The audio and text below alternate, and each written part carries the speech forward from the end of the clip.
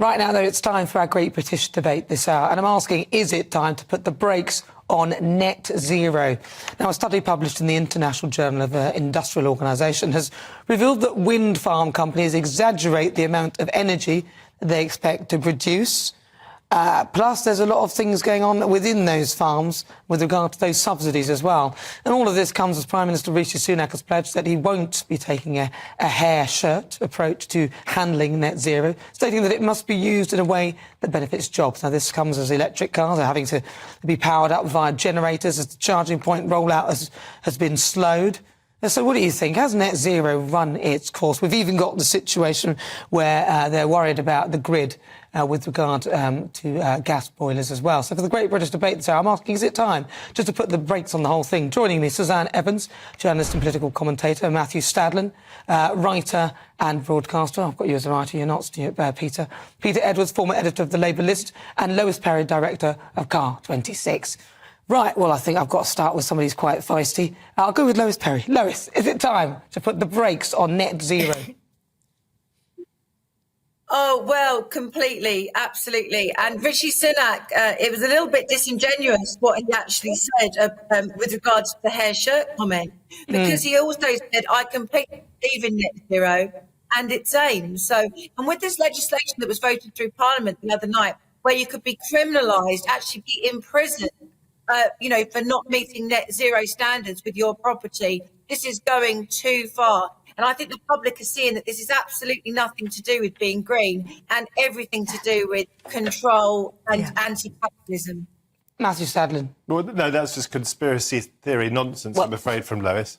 In what way? Sorry, it's not.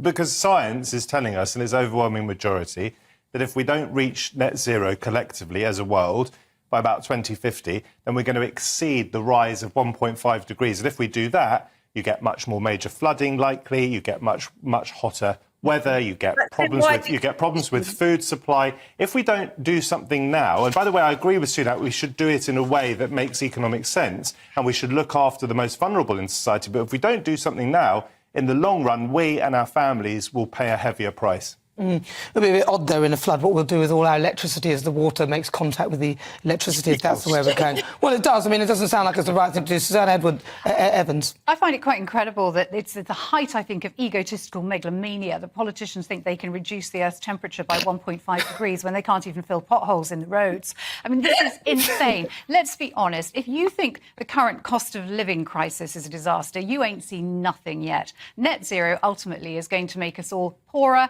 and colder. This has not been thought through. The technology is not in place yet to be able to replace oil and gas boilers. And as Lois rightly said, they're having to push this so hard. It's such a fake agenda that they're having to criminalise people who don't comply. It is beyond insane. And frankly, any party that wants to win the next election has got to start looking at how this is going to impact ordinary people. And it is ordinary people, not the elites, not the wealthy. They'll still be able to do what they like Prince Harry yesterday, who turned up to the opening ceremony of the Invictus Games in her private helicopter. He preaches net zero. They all preach net zero. They don't live by it. Peter Edwards.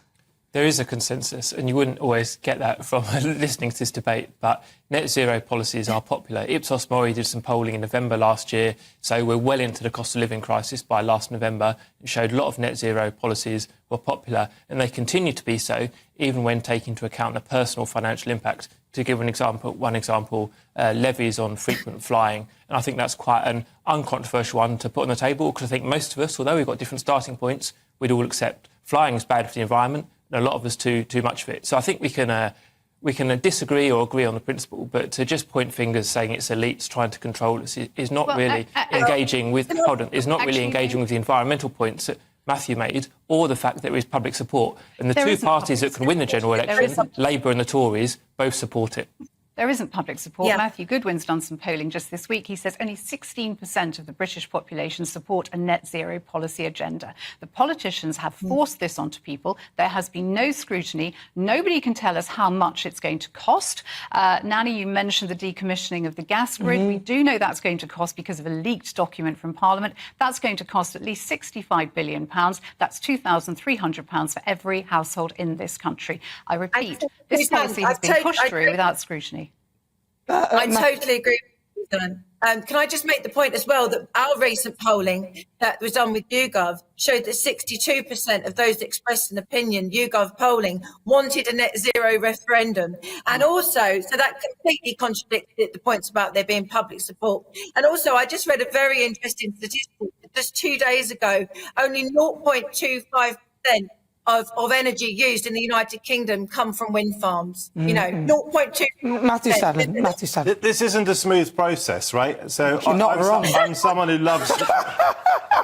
I'm someone who loves nature. I'm a bird watcher. I'm a bird photographer. Well, then you won't like wind farms, and will I'm you? not a fan of wind farms. I think they're incredibly ugly. But Dangerous. somewhere along the line, sacrifices have to be made in order for us to reach our target. If we don't reach our target, we can't lead the world. By the way, a lot of people say, well, what's the point because China aren't doing anything? China actually have signed up to net zero by 2060. It's not ideal. They should be going quicker. They should be doing Why more. should they but be they going... are involved. Because if Why we should they don't, be I going come quicker? back to the point. No. I'm saying, why point- should they be going quicker? That you just said they should be going quicker. Because Why? if they don't go quicker, then the whole world, we as a species, suffer. If we don't reach net zero, if we believe the science, you could be anti-science, you could be conspiracy theorist if you want, but if you believe the majority of the science and you're not anti-science, then if we don't keep temperatures below 1.5 degrees, we are in big trouble as a species. Big trouble as a species, Lois. That's what he's saying. Big trouble.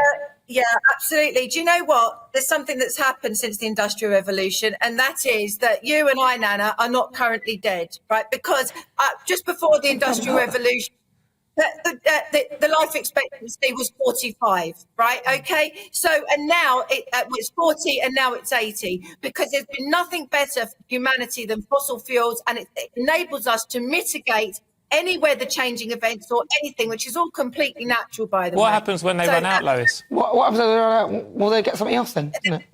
But they haven't run out, so why leave them?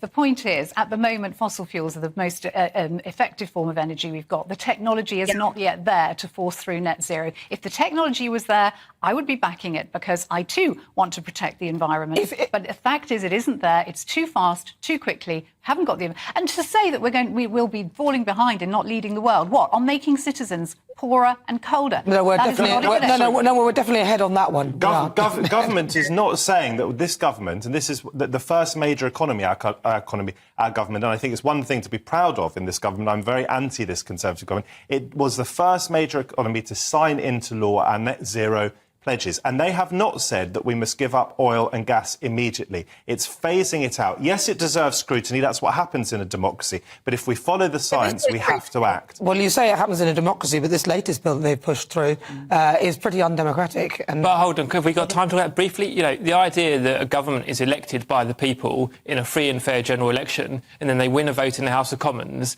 and we say that's undemocratic is a nonsense. I'm Labour. No, I don't support... I'm not talking about that. I'm talking about the content within that bill, as Lois will point out. It's a bill by a democratically elected government. There's lots of things that Tories do I don't like. But they did win the last election. But ministers will be able to sort of change the laws without going through scrutiny, which is the problem with the bill. But then the answer to that is through parliamentary democracy in a ballot box. It's not through Lois-type arguments about control. That's not the case for it.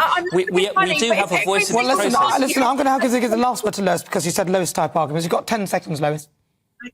When you have a situation where all of the main parties are all globalist and all have exactly the same policies, how exactly are you able to vote them out? You tell me that. I think you have to find a party that doesn't agree with them. So let's see. OK, so what do you think then? Net zero, yes or no? What do you think? Should we need to put the brakes on it, Suzanne? Yes, absolutely. Matthew Stadlen? Vote for Lois. Vote Matthew Stadlen, yes or no? No, we should not put the brakes on. No. Peter Edwards? I support net zero, but more importantly, it is going to stay. Should we put the brakes on, yes or no? No. And Lois Perry? 100 million%. What, yes or no? Yes, put the brakes on. Absolutely. All right, listen, thank you so much to Lois Perry, Suzanne Evans, Matthew Stadlen, and also Peter Edwards. Really good to talk to you.